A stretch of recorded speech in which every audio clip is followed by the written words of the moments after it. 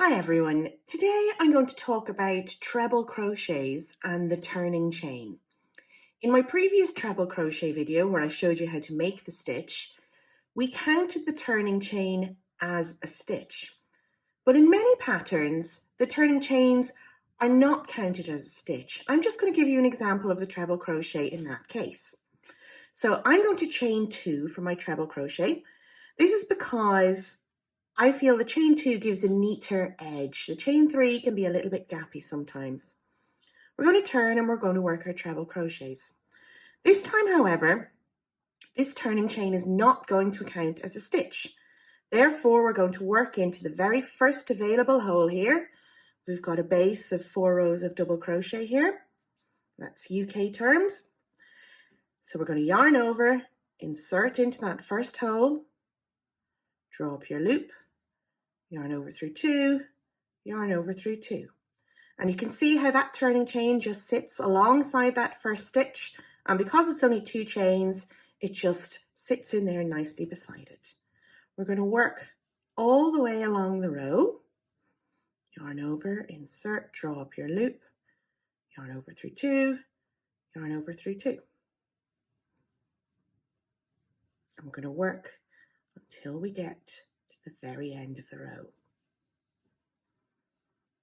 As you can see, the stitches in the middle of the row are as normal.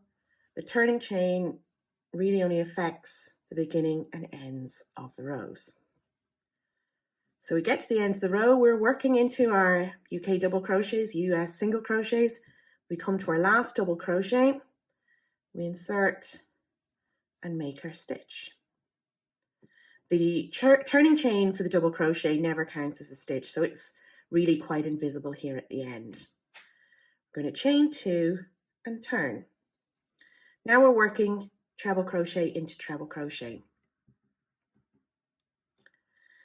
We are going to again work into the very first hole. So you don't skip anything, you just work into that very first hole and work all the way back.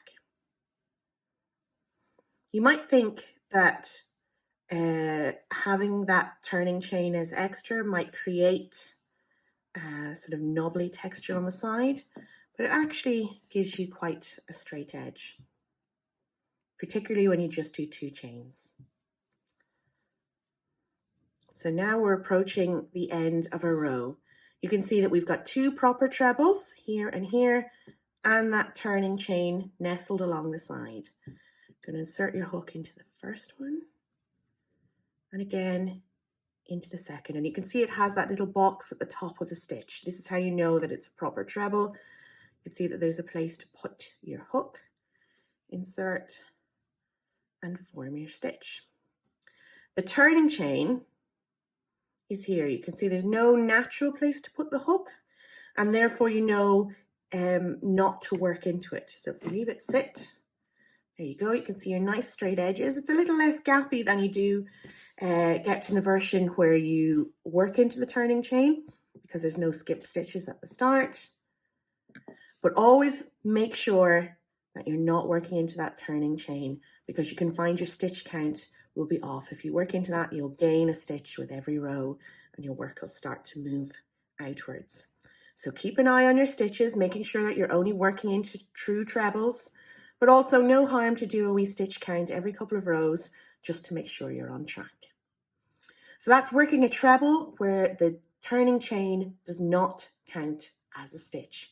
Make sure to read your pattern notes so that you know which version to do, and check out my other video which shows you how to work a treble when the turning chain does count as a stitch. I hope you find this video helpful. Thank you very much.